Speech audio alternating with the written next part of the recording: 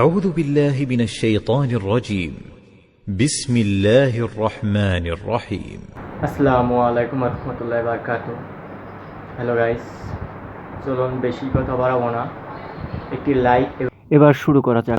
اللهم اغفر له وارحمه وعافه واعف عنه وأكرم نزله ووسع مدخله واغسله بالماء والثلج والبرد ونقه من الخطايا كما نقيت الثوب الأبيض من الدنس وأبدله دارا خيرا من داره وأهلا خيرا من أهله وزوجا خيرا من زوجه وأدخله الجنة وأعذه من عذاب القبر وعذاب النار.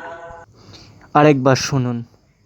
اللهم اغفر له وارحمه وعافه واعف عنه وأكرم نزله ووسع مدخله واغسله بالماء والثلج والبرد ونقه من الخطايا كما نقيت الثوب الأبيض من الدنس وأبدله دارا خيرا من داره وأهلا خيرا من أهله وزوجا خيرا من زوجه وأدخله الجنة وأعذه من عذاب القبر وعذاب النار.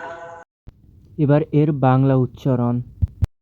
اللهم اغفر له وارحمه وعافه واعف عنه وأكرم نزله ووسع مدخله واغسله بالماء والثلج والبرد ونقه من الخطايا كما نقيت الثوب الأبيض من الدنس وأبدله دارا خيرا من داره وأهلا خيرا من أهله وزوجا خيرا من زوجه وأدخله الجنة وأعذه من عذاب القبر وعذاب النار. আরেকবার দেখুন। اللهم اغفر له وارحمه وعافه واعف عنه وأكرم نزله ووسع مدخله واغسله بالماء والثلج والبرد ونقه من الخطايا كما نقيت الثوب الأبيض من الدنس وأبدله دارا خيرا من داره وأهلا خيرا من أهله وزوجا خيرا من زوجه وأدخله الجنة وأعذه من عذاب القبر وعذاب النار. এবার এর অর্থ। এ আল্লাহ, আপনি তাকে ক্ষমা করুন, তার প্রতি রহম করুন, তাকে পূর্ণ নিরাপত্তায় রাখুন, তাকে মাফ করে দিন, তার মেহমানদারিকে মর্যাদাপূর্ণ রাখুন, তার প্রবেশ স্থানকে প্রশান্ত করে দিন, আপনি তাকে ধৌত করুন পানি, বরফ ও শিলা দিয়ে।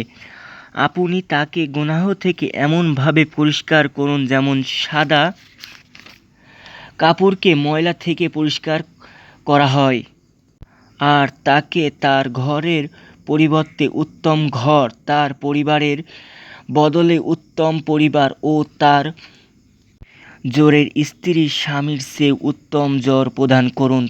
আপনি তাকে জান্নাতে প্রবেশ করা এবং তাকে করবেন আযাব ও জাহান্নামের আযাব থেকে রক্ষা করবেন ইনশাআল্লাহ।